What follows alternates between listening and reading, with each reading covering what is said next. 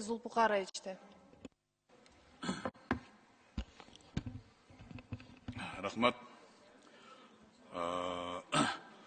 Нуржан Кармабековна, бұл эми шайлоо боюнча доклад кылган иште боюнча айттыңыз.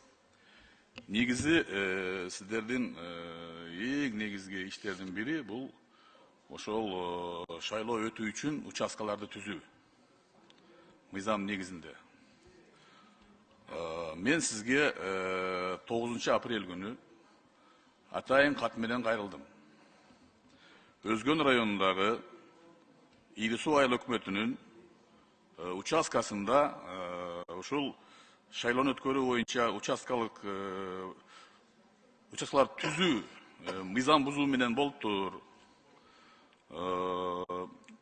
Жанагы 40 километр алыста турган чек арасы бир эмес айылдарды бириктирип бир участок кылып коюштур. Ушуга тез арада ушул тактап карап чыгыңыздар. Могу шайлоонун алдында деп суранган элем. Тилекке каршы сиз тараптан эч кандай реакция болбоду да. Областтык Ош областынын жооптуу жетекчиси Жылкыбаев Узарга да кайрылдым. Өзгөн району боюнча шайлоо комиссиясынын жетекчисине кайрылдым, там Даминов деген жигит. Өзгөн районунун өзүндөгү кайрылдым жетекчилерге. Болду, бүттү, биз уже мурда бекиткенбиз. Кечирип койгула, эгерде туура эмес түзүлгөн болсо. Эмне үчүн ушул шайлоо өнөктүгү башталгыч аңды оңдоп койгонго тапшырма берилбеди?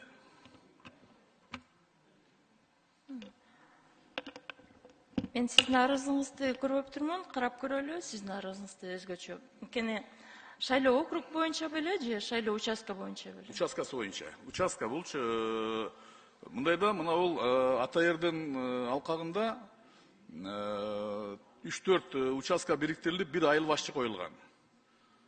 Даже ошону карабай, кандайдыр бирөөнүн кызыкчылыгында ушул кичинекей участокты бир 40 километр алыстагы бир айылга кошуп атышат да.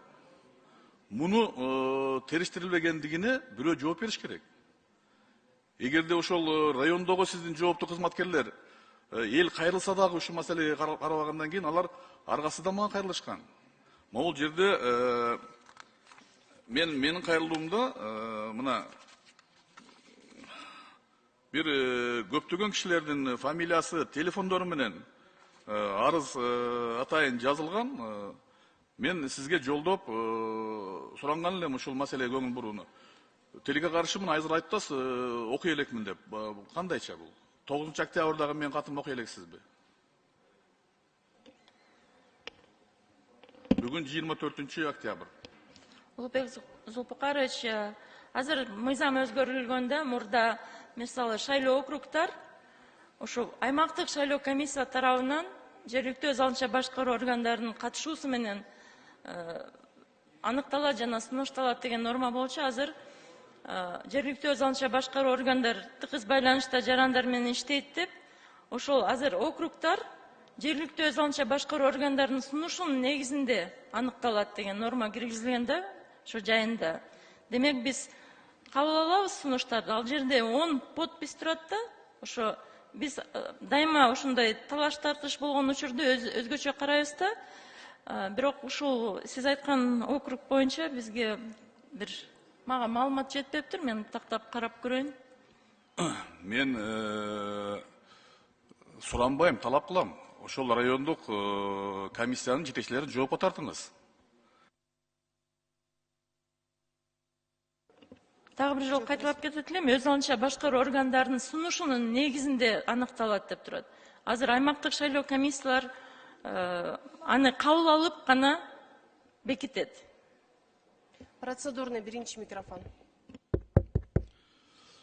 Нуржан Кармабековна, жогорку кеңештин депутатынын кайрылуусун 15 күндөн бери сиз көңүл буруп албагандыгыңыз, мен ойлойм, бул ушул шайлоого болгон шалакылык деп эсептейм мен.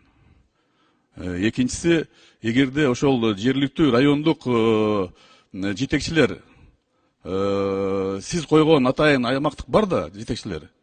Эми айыл өкмөт берди деп эле жеринде барып текшербей ишти кыла беришеби? Эмне үчүн арызды карашкан эмес жергиликтүү элдин арызын? Эмне ушундай жол берилген? Комиссия мындай 5-6 айылды аттап өтүп бир немеге биритилиши мүмкүн эмес да булчу.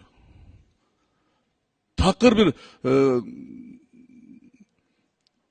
мыйзамга дал келбеген көрүнүштөрдү ошол жердеги жергиликтүү бийлик сунуш кылды деп эле анан кийин бекитип жогоруга жибере береби бардыгы. Мен ошол мыйзам бузууну ошол оңдоо үчүн сизге кайрылгам мен. Мүмкүнчүлүк бар болчу 17 октябрга чейин үгүт иштери башталгычаңды. Айылдык кеңешке эч кандай неме жок, көрсөтүлгөн немелергечи. Жалпы ошол айылдык элдердин кайрылуусу тилекке каршы мына сиздин каралбастан калып кетти. Эмне сиздин Жылкыбаев Узар, өзгөндөгү Даминовдор менин кайрылуумду сизге айтышкан жокпу? Сизге кат жазгандан кийин аларга да жибергенмин копияларын атайын. Ири суу айыл өкмөтү боюнчабы? Улукбек Да. Зулпукович. Вот азыр мага маалымат берип атышат, айыл өкмөтү карап, арыз кароодон баш тарткан депчи. Кийинки шайлоодо карайлы деп жооп бериптир да. Биз алар сунуш бербесе, биз аны бекитүүгө, өзгөрүүгө укуктуу эмеспиз. Мен сизге айтып кеттим, азыр ыйгарым укуктар өзгөргөн. Сиз көңүл буруп караңыз, эгерде даже мыйзам бузулуп түзүлгөн болсо дагы, ушундай болгон болсо, мен анда билбейм, бүт Кыргызстан боюнча эмне болуп атат. Жок, Кыргызстан боюнча баары жакшы эле болуп атат. Канча жакшы болот? Мен кичинекей бир участактын мисалында көрүп атам мен. Эч кандай сиздер эч кандай бузулган, мен карап чыгып, тактап сизге айтып берейин, бузулдубу же бузулган эмеспи ал жерде. 15 күндө эмнени карабадыңыз анда? Сизге түшкөн катты билбейсиз. Анткени айыл өкмөтү кайра чакыртып алыптыр. Баштап. Причем айыл өкмөт, сиз менин катыма жооп бербей атасыз. Арызды калтырыңыз деп өзү сураныптыр. Мен түшүнбөй атам. Урматтуу депутаттар, мына азыр биз отчетун карап атабыз.